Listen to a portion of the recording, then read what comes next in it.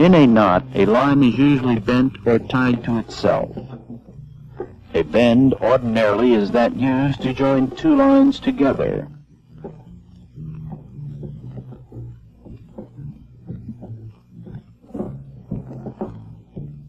A hitch is a line tied to a ring around a spar or stanchion,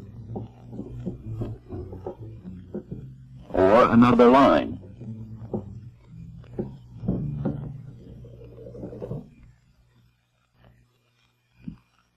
The overhand knot is a basis for other knots. It is the most commonly used and is the simplest to make. An overhand knot is made by passing the end of a line over the standing part and through the loop. An overhand knot may be used to prevent the line from unlaying, to form a knob at the end of the line, or to serve as a basis of other knots. The overhand knot is also used to increase a person's grip on a line.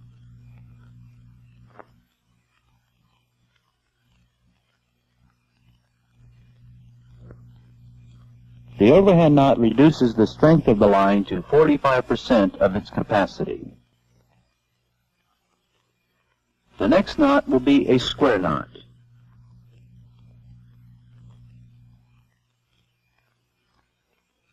To make a square knot, take the end of the line in your right hand and say to yourself, right line over left and left line over right.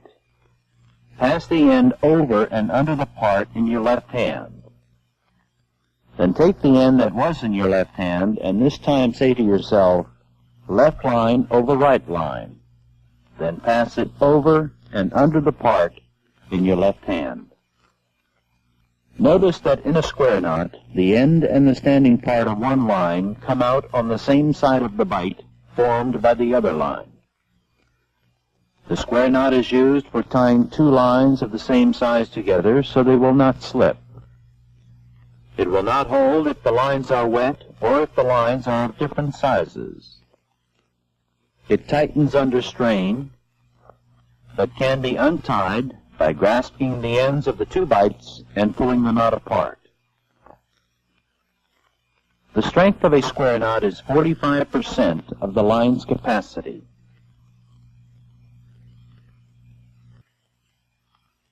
The next knot is a figure 8 knot. To tie a figure 8 knot, form an under or overhand loop in the line. Pass the running end over the standing part, up the other side, and through the loop. Tighten the knot by pulling on the running end and the standing part. Let's do it again. Form an under or overhand loop in the line. Pass the running end over the standing part, up the other side and through the loop. Tighten the knot by pulling on the running end and the standing part. A figure 8 knot is used to prevent the line from unreeving when rove through a block. The knot is easy to untie. A figure 8 knot reduces the strength of the line 50%. The bowline knot. To tie a bowline, hold the standing part with your left hand and the running end with your right hand. Flip an overhand loop in the standing part. Hold the standing part and the loop with the thumb and fingers of your left hand. Using your right hand, pass the running end up through the loop and under and around the standing part, and down again through the loop. Let's do it once more. Hold the standing part with your left hand and the running end with your right hand. Flip an overhand loop in the standing part and hold the standing part and the loop with the thumb and fingers of your left hand. Using your right hand, pass the running end up through the loop, around and under the standing part, and down again through the loop.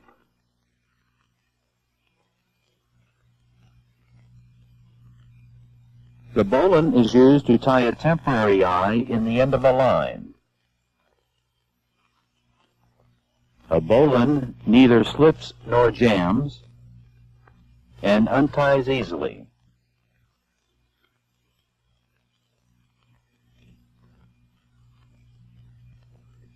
An example of a temporary use is that of tying a heaving line or messenger to a hawser and throwing it to a pier where line handlers can pull the hawser to the pier using the heaving line or messenger.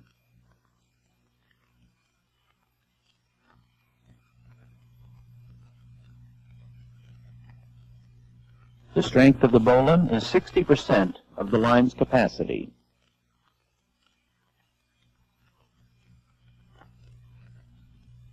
A running bowline is used when you need an extra large eye.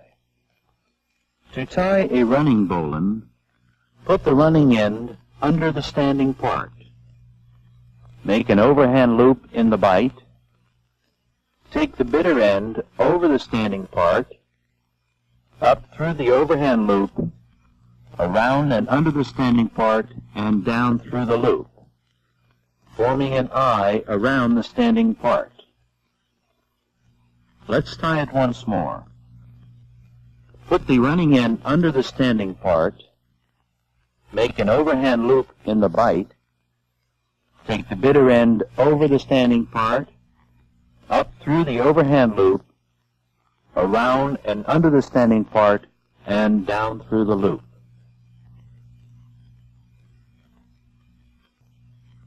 The next knot will be a half hitch. A half hitch is used to secure the line to an object. Half hitches should not be used by themselves because they'll work out. To tie a half hitch, loop the line around the object from the top, making a round turn, so that the strain will be on the line and not the hitches. Take the line over and under the standing part with the working end, making 2 half hitches.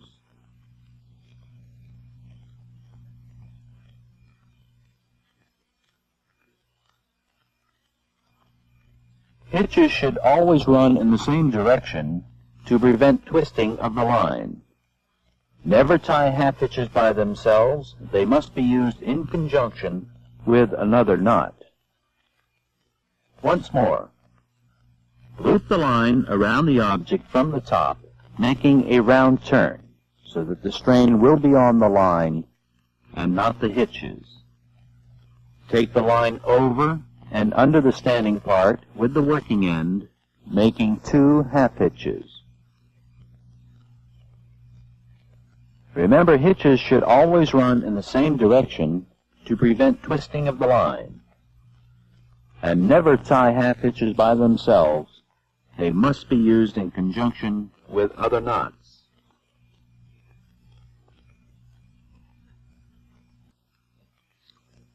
The timber hitch. A timber hitch is formed by passing the end around the spar and its own standing part, making a half hitch.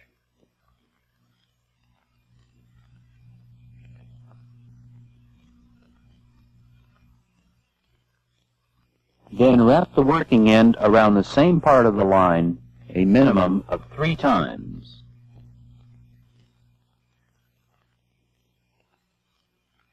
The timber hitch is used on logs, spars, planks, and other comparatively rough-surfaced material.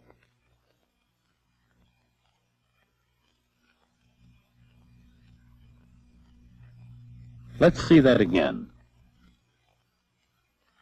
Pass the end around the spar and its own standing part, making a half hitch.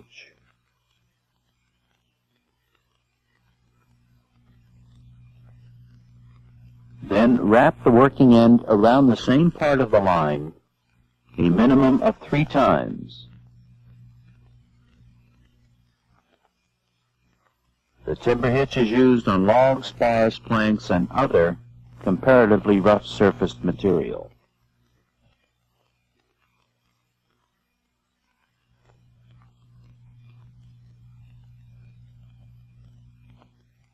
For safety reasons, the timber hitch should never be used on pipes or other metals when lifting vertically.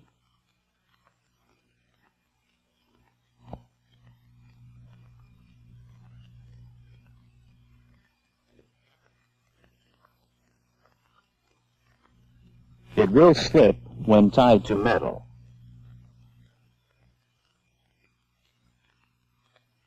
The strength of a timber hitch is 70% of the line's capacity. A rolling hitch.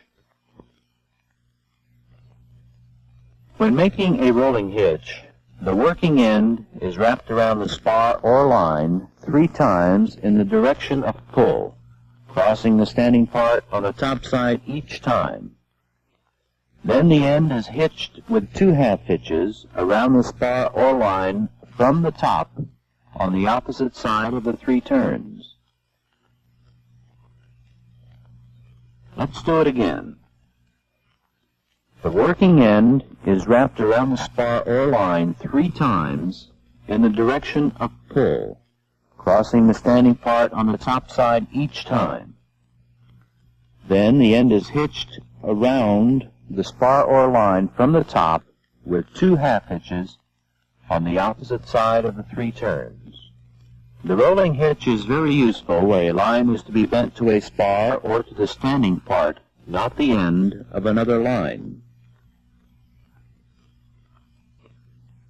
A clove hitch is used to fasten a line around a cylindrical object.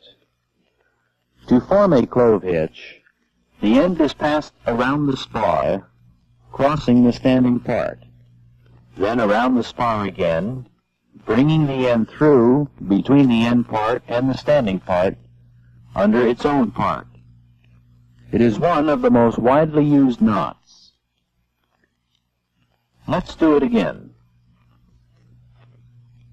The end is passed around the spar, crossing the standing part, then around the spar again, bringing the end through between the end part and the standing part under its own part. A clove hitch has the strength of 55 to 60% of the line's capacity. This is a cat's paw. To tie a cat's paw in an endless sling, take a length of the sling with each hand and twist each length inward or outward a minimum of 3 times. Then put the loops on a hook.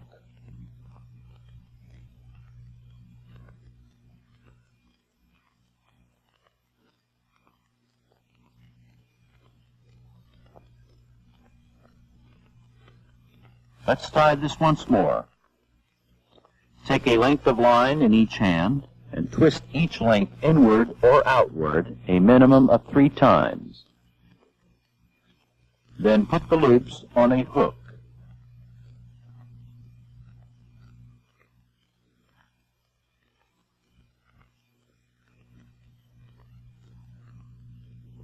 Mousing made from small stuff can be used to ensure that the knot will not jump off the hook when slackened.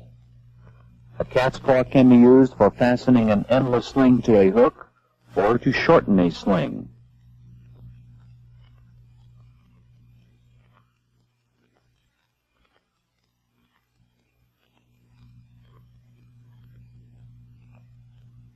A cat's paw is easily tied and untied.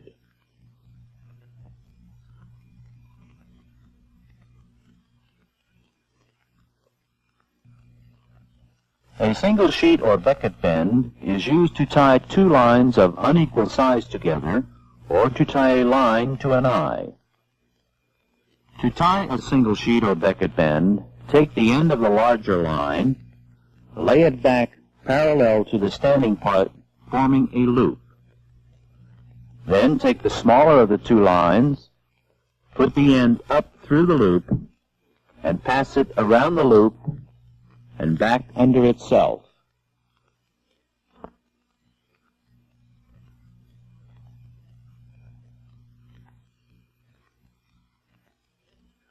The single sheet or becket bend will draw tight, but will loosen when the line is slackened.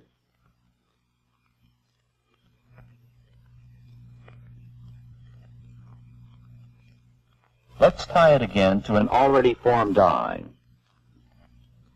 Take the eye in your left hand. Take the smaller of the two lines, put the end up through the eye, pass it around the eye and back under itself.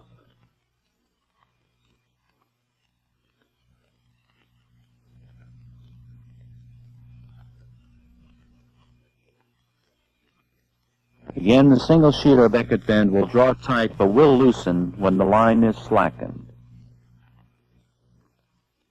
It is stronger than the square knot with a strength of 55% of the line's capacity. A single sheet or becket bend is more easily untied than a square knot.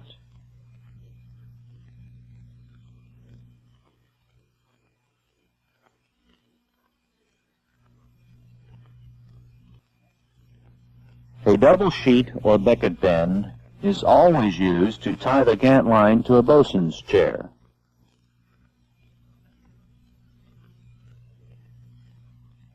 Notice in the double sheet or becket bend that the end of the smaller line goes under its standing part both times. If a greater holding power than the single sheet or becket bend is required, a double becket bend is used. It will not slip, it draws tight under heavy loads, but will loosen when strain is taken off the line. This knot is more secure than the single sheet or becket bend when used in a spliced eye. The fisherman's bend. To tie the fisherman's bend, take 2 turns through the eye.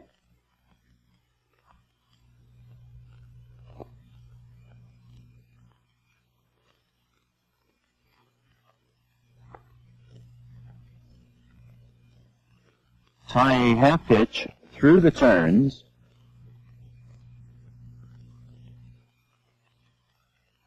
and another 2 half hitches around the standing part.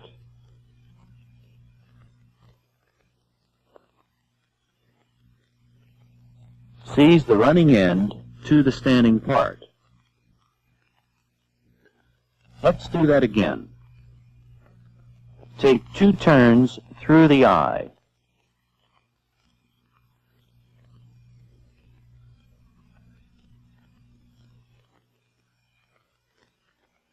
Tie a half hitch through the turns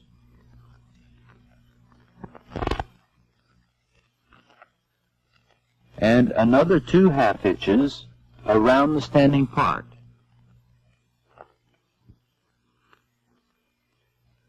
Seize the running end to the standing part. The fisherman's bend is used to tie a line to a becket or to an eye, such as tying a messenger to the eye in a mooring line. It is also used for securing a line to a buoy or a hawser to the ring or a shackle of an anchor. The fisherman's bend has a strength of 76% of the line's capacity.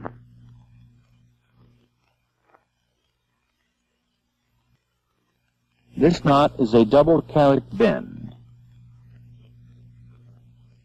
A double carrick bend is made by first crossing the end of one line over the standing part, forming a loop.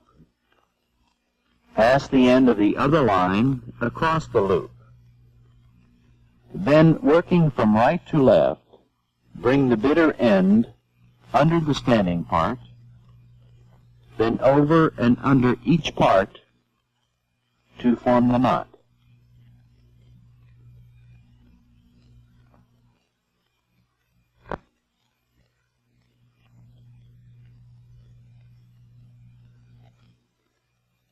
Let's do it again. Cross the end of one line over the standing part, forming a loop. Then pass the end of the other line across the loop.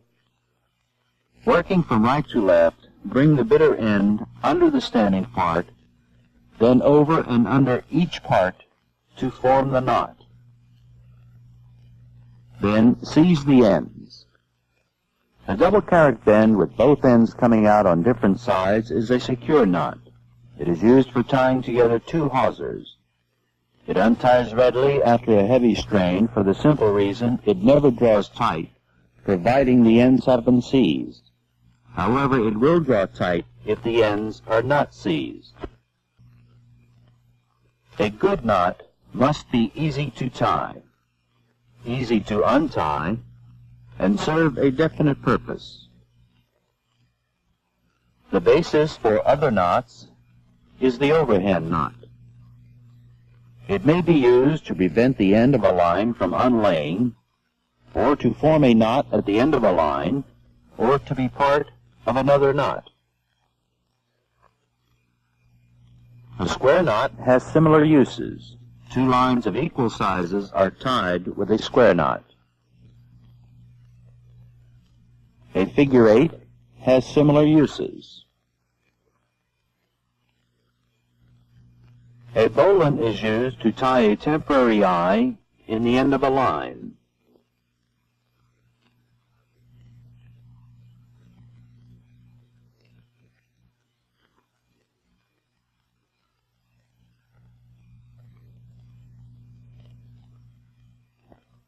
A cat's paw is used both to fasten an endless sling to a hook and to fasten the end of a line to a hook. It will not slip off and need not be kept taut to make it hold.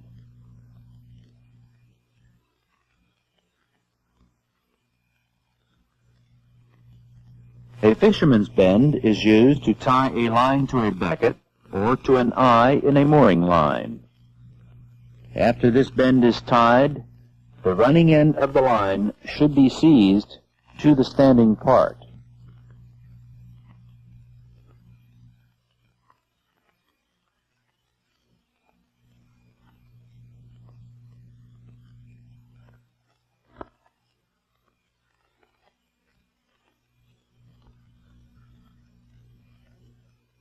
A half hitch is tied with the short end of the line and is used to back up other knots.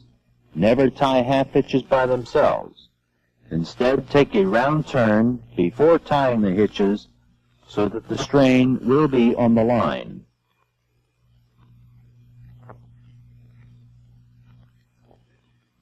A clove hitch is the best knot for tying a line to a ring, spar, or anything cylindrical.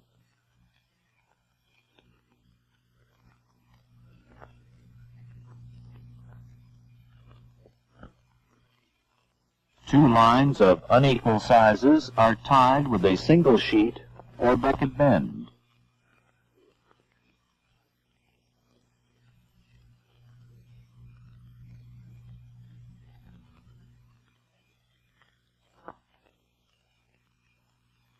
The double sheet or becket bend is always used to tie the gat line to the bosun's chair. Notice in the double sheet or becket bend that the end of the smaller line goes under the standing part twice to give greater holding power.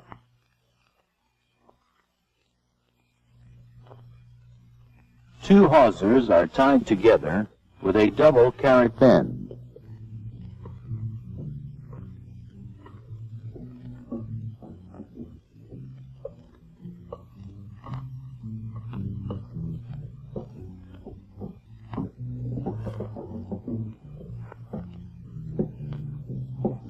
In tying knots, always follow the ancient mariner's rule. Never tie a knot on which you are not willing to stake your life.